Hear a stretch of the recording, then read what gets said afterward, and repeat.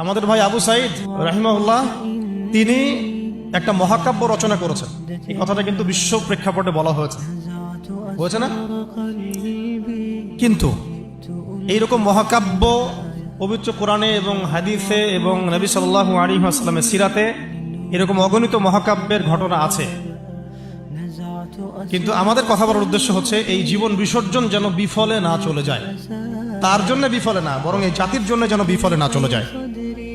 কেউ যেন আমাদের ভাইদের রক্তের উপর সিঁড়ি বানিয়ে তার স্বার্থ উদ্ধারের মঞ্চ তৈরি করতে না পারে। এটাই আমাদের মূল আলোচনা।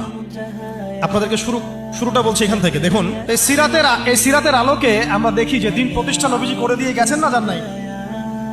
এইটা প্রতিষ্ঠা করতে গিয়ে অনেককে অনেক স্যাক্রিফাইস করতে হয়েছে। এই স্যাক্রিফাইস গুলো যারা করেছেন তাদের কিছু মহাকাব্য বলে শেষ করতে। কেন বলতেছে এটা? যেন আমাদের চলমান অভ্যুত্থানের মহাকাব্যগুলো যেন কালের গর্ভে হারায় না যায়, এই জন্য বলতেছে আমরা যেন স্মরণ রাখতে পারি। এবং আমাদের এটাই শেষ হয়ে যায় না, এই যুদ্ধ বা লড়াই সংগ্রাম হয়তো সামনেও করতে হইতে পারে, তখন আমাদের নিয়াত যেন বিশুদ্ধ থাকে, আমাদের ওই মহাকাব্যের সাথে যেন এই মানুষদের মহাকাব্যের মিল থাকে। আল্লাহ পাক আমাদেরকে তৌফিক দান করে। একজন নারী দিয়ে শুরু করব, মহিষী নারী, তার নাম হচ্ছেন সুমাইয়া রাদিয়াল্লাহু আনহা। নাম মনে আছে? সুমাইয়া রাদিয়াল্লাহু আনহা একজন দাসী, দাস প্রথা ছিল তখন না, দাসী। তিনি, তার স্বামীর নাম ইয়াসির রাদিয়াল্লাহু আনহু, তার সন্তানের নাম আম্মার রাদিয়াল্লাহু আনহু। তারা তিনজনই ইসলাম কবুল করেছেন। আর আবু জেহেল, আবু লাহাব, উতবা সাহেবার যে দারুন নাদওয়া, মানে ওই সময়কার কাফেরদের পার্লামেন্ট, এখনকার অনেকটা ওই ইয়ার মতো আর কি, বুঝে নেন, কাফেরদের পার্লামেন্ট, ওটার নাম কি? দারুন নাদওয়া। বলেন দারুন নাদওয়া। এটা ছিল ওই মক্কার আবু জেহেলের পার্লামেন্ট। মক্কার আবু জেহেলের পার্লামেন্ট নাম কি? দারুন নাদওয়া। ওখানে সবকিছুর এই শয়তানিগুলার মোজাকারা হইতো আর কি। কথা বুঝতে পারছেন? এখনো কিন্তু দারুন নাদওয়া আছে বিশ্বে, আছে না? এখনকার একটা আধুনিক দারুন নাদওয়া, ঠিক আছে? তো ওইখান থেকে মানে বিল পাস হচ্ছে এদেরকে এখন অত্যাচার করতে হবে, নির্যাতন করতে হবে।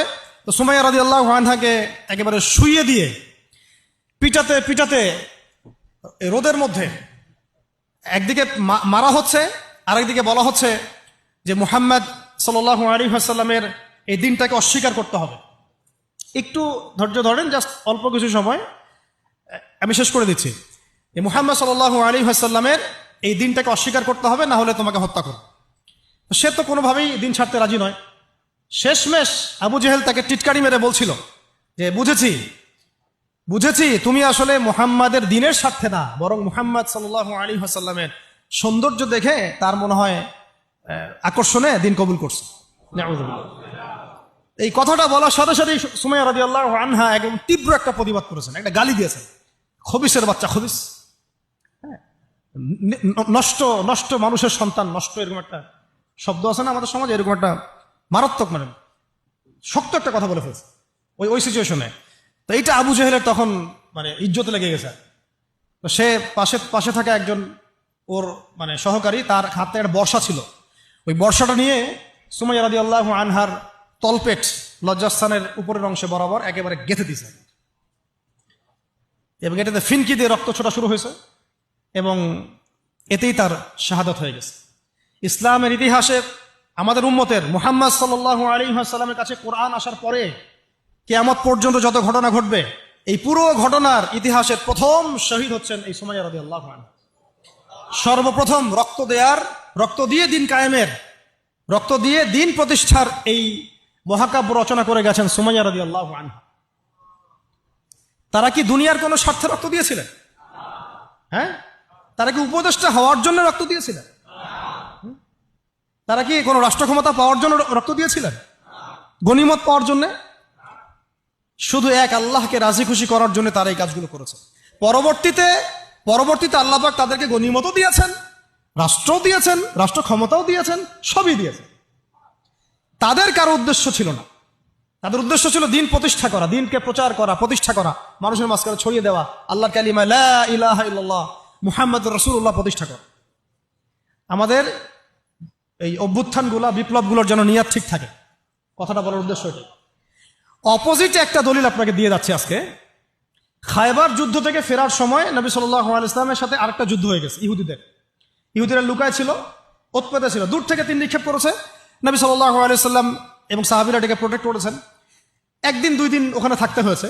এর মধ্যে একটা তীর এসে আল্লাহ নবী সাল্লাল্লাহু আলাইহি ওয়াসাল্লামের এই যে খাদেম, একটা খাদেম, সম্ভবত তার নাম মিদআম, কি নাম, এই মিদআমের বুকে এসে লাগে এবং সে মারা যায়। সাহাবীরা বলতে থাকেন যে সে কত সৌভাগ্যবান, নবীর খাদেম ছিল, শহীদ হয়ে গেল। নবীজি বলছেন না, লা, বরং আমি ওকে জাহান্নামে দেখতেছি, নাউযুবিল্লাহ। তখন সাহাবীরা অবাক হয়ে জিজ্ঞাসা করলেন যে এটার পিছনে কারণ কি?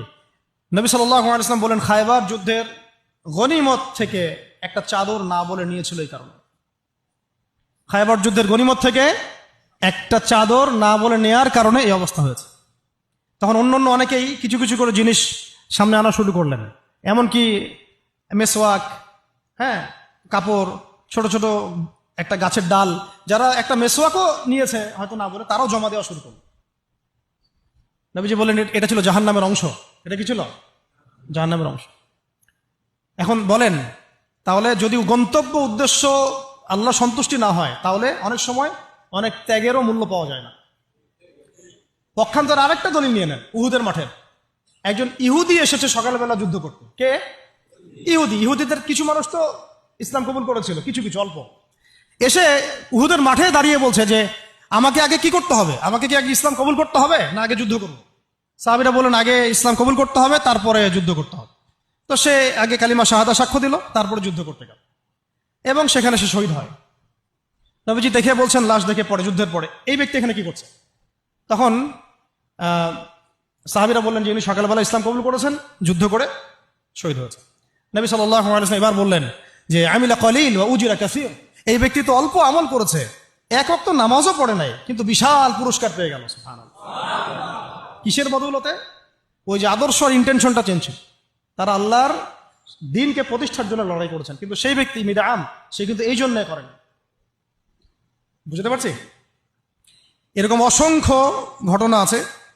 যেমন ইয়াসির রাদিয়াল্লাহু আনহু, এই সুমাইয়া রাদিয়াল্লাহু আনহুর স্বামী, তাকেও একইভাবে হত্যা করা হয়েছে।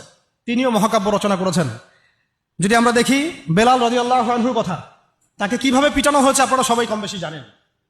আরবের জাস্ট গরমে যদি একটা ওমরা করেন তাহলেই বুঝতে পারবেন যে গরমটা কেমন হতে পারে।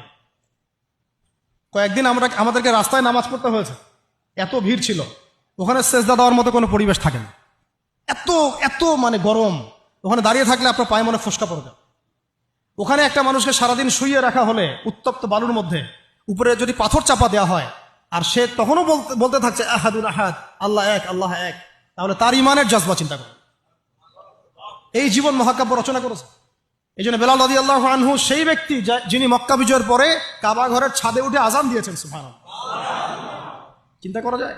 তিনি সেই ব্যক্তি যার কথা নবী সাল্লাল্লাহু আলাইহি ওয়াসাল্লাম যখন আলোচনা করতেন তখন বলতেন যে বেলাল, যখনই আল্লাহ আমাকে জান্নাত দেখান তখন তোমার পায়ের আওয়াজ আমি আগে আগে শুনতে পারি। তুমি কি এমন আমল করো?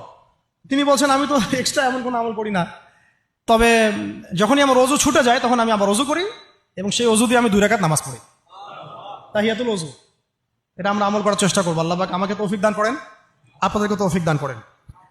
উহুদ যুদ্ধ চলছে, শুরু হবে যুদ্ধ, সবাই শুনছে। ঠিক সেই সময় একজন সাহাবী হানজালা রাদিয়াল্লাহু আনহু সদ্য বিয়ে করেছেন, বাসর করেছেন গত রাতে, ফরজ গোসল করার সময় পান নাই, যুদ্ধের ডাক এসেছে, চলে গেছেন এবং যুদ্ধ করতে করতে তিনি শহীদ হয়েছেন। যুদ্ধের পরে তার লাশটাকে দেখা গেল যে সেই লাশটা মাটি থেকে শূন্যে ভেসে আছে এবং লাশ থেকে পানি ঝরে পড়তেছে। নবীজি বললেন যে সাল্লাল্লাহু আলাইহি ওয়াসাল্লাম যে ফেরেশতারা তাকে গোসল দিচ্ছে। সুবহানাল্লাহ। এটাও মহাকাব্য, এগুলো মহাকাব্য।